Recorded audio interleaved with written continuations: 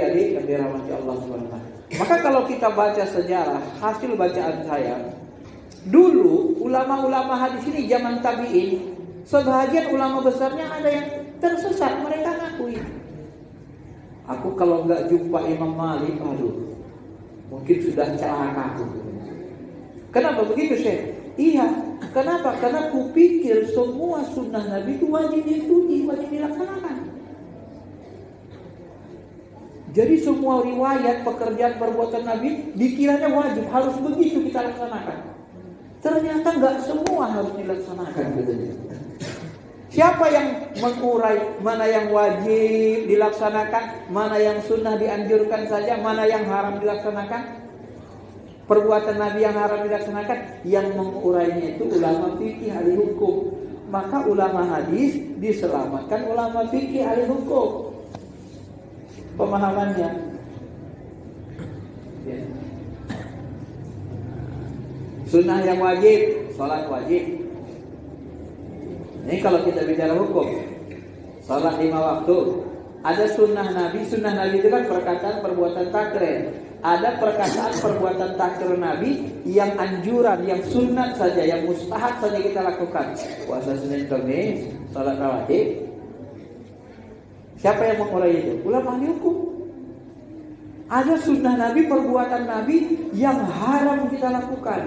Nah, orang-orang, ada jemaah saya ketika saya ceramah gini, ketika saya jelaskan ada sunnah yang haram, dia bingung. Kok ada sunnah yang haram? Ya bingung saya katanya. Sunnah itu kan perbuatan Nabi. Ada sunnah perbuatan Nabi yang haram kita lakukan, ada. Tapi kaget dia dengan sunnah haram. Kenapa? Dia kira sunnah itu wajib semua. Sunnah yang haram itu apa? Perbuatan Nabi yang haram. Contohnya nikah lebih dari 4. Nabi istrinya 9, 11. Aku ikut Nabi lah. Gimana caranya? Aku istriku masih 3, masih kurang 5 lagi, masih kurang 6 lagi kan. Cari istri 6 lagi ya. Supaya 9 jadi.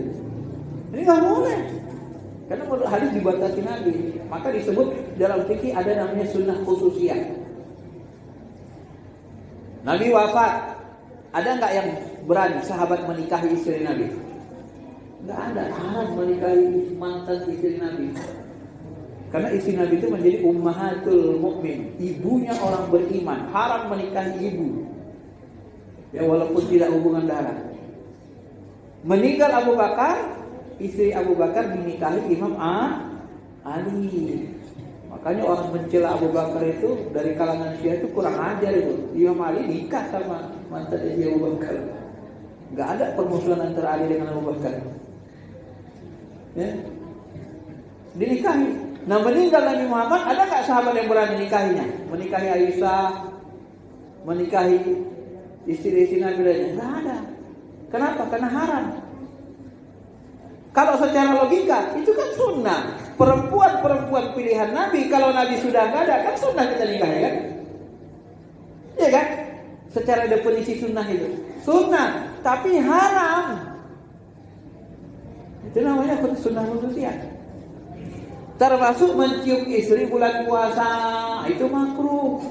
Termasuk puasa wisol. Nabi itu kadang puasa terus menerus. Aisyah, ada nggak makanan hari ini? Nggak, belum ada ya Rasul. Ya udah aku puasa. Diganjel perutnya pakai batu. Puasa Nabi nggak pakai sahur, puasa aja terus. Kita ngikutin, nggak boleh. Puasa nggak pakai sahur, puasa wisol. Ini diurai sama ulama fikih, sehingga ulama hadis ini banyak sebahagian yang sesat. Pahamlah mereka, tidak semua sunnah itu harus wajib dilaksanakan. Nah, maka belajar hukum Islam dengan ulama ahli hukum, belajar hadis dengan ulama ahli hadis. Bapak Ibu, jadi yang dirahmati Allah Subhanahu wa taala. Nah, ulama fikih ini pun sebahagian diselamatkan ulama apa? Ulama ahli ruhani, ulama tasawuf. Imam Hanafi itu, Bapak Ibu, dia banyak sekali menggunakan nalar, logika. Karena banyak hadis dhaif, banyak orang Syiah menyebar hadis-hadis maudhu, maka dia saring hadis-hadis itu. Walaupun dia berjumpa dengan sahabat, belajar dengan sebagian sahabat, termasuk saya dengan dua apa. Ya. Beliau masih jumpa sebagian sahabat belajar.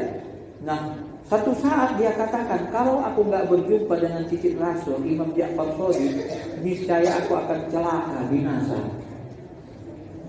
Ketika diselidiki, kenapa gitu dia mengatakan? Ternyata Bapak Ibu, dalam fikih pun dia kadang-kadang dia berlebihan menggunakan akal, kias. Ya, kalau berlebihan ini kan jadi berat. Saking berlebihan menggunakan akal, disitulah dia dicegah oleh Imam Ja'far Shadiq. Sini, diajari. Hei Imam Hanafi, sini. Diajarnya berdialog.